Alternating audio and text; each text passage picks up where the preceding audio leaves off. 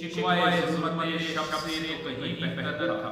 शिकवाए ज़ुल्मत शब से तो कहीं बेहतर था। अपने हिस्से की कोई शम्मा जलाते जाते। अस्सलाम वालेकुम। कल मैं जब शाम के बाद अपने घर को लौट रहा था तो मेरा गुज़र शहर से बाहर जो कदीम कब्रिस्तान है शहर का, वहाँ से हुआ।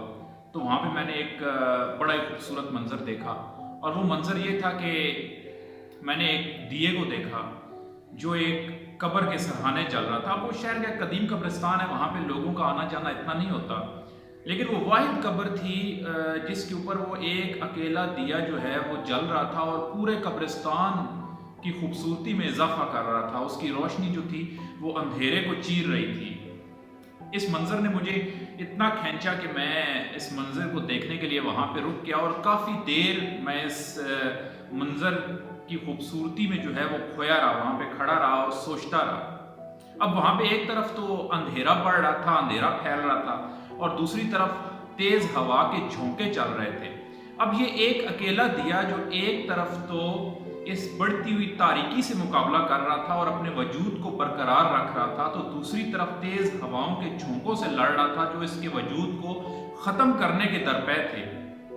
लेकिन इन दोनों के मुकाबले के बावजूद वो अपने वजूद को बरकरार रखने में कायम था। तो इस मंज़र ने मुझे एक सबक दिया जो हमारी ज़िंदगी का एक बहुत बड़ा सबक है, और हमें ये सबक सीखना चाहिए।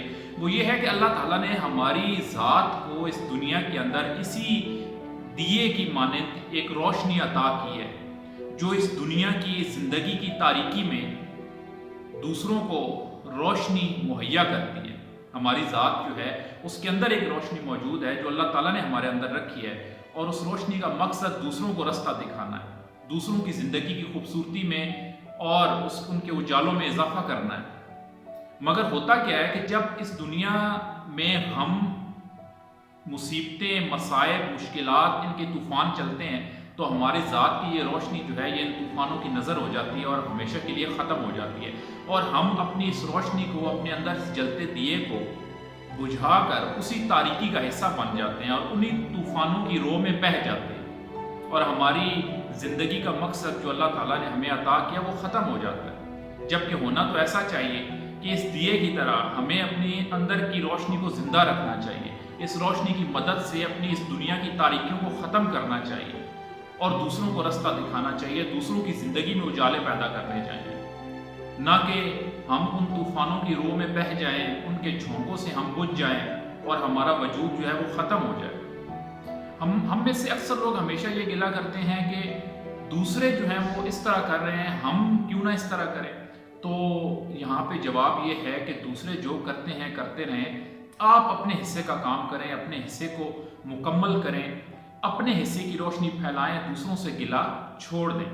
अब इस दिए को देखें जो कि इस अंधेरे में खुद अकेला जल रहा है, कोई और दिया मौजूद नहीं है, लेकिन ये अपने हिस्से का काम कर रहा है। जहाँ तक इसकी रोशनी फैल सकती है, जा सकती है, वहाँ तक ये रोशनी मुहैया कर रहा है। तो आप भी अपनी ज़िंदगी के अंदर जहाँ तक रोशनी दे सकते हैं, आप सारी दुनिया को चेंज नहीं कर सकते, आप सारे मुआशरे को चेंज नहीं कर सकते, लेकिन आप खुद को चेंज कर सकते हैं, और ख़ुद को चेंज करते हुए अपने इर्द गिर्द के लोगों को चेंज कर सकते हैं। तो आप अपने हिस्से की रोशनी फैलाएं, अपने हिस्से की अच्छाइयाँ करें, और नफ़रतों के तूफ़ान में मोहब्बत का ये दिया जो है वो हमेशा जलाई रखें, और फिर इसी दिए की रोशनी में सुकून के साथ, इत्मीनान के साथ इस दुनिया से रुखसत हों। जैसा कि वो शायर ने कहा था कि शिकवाए ज़ुल्मत शब से तो कहीं बेहतर था, शिकवाए ज़ुल्मत शब से तो कहीं बेहतर था, अपने हिस्से की कोई शम्मा जलाते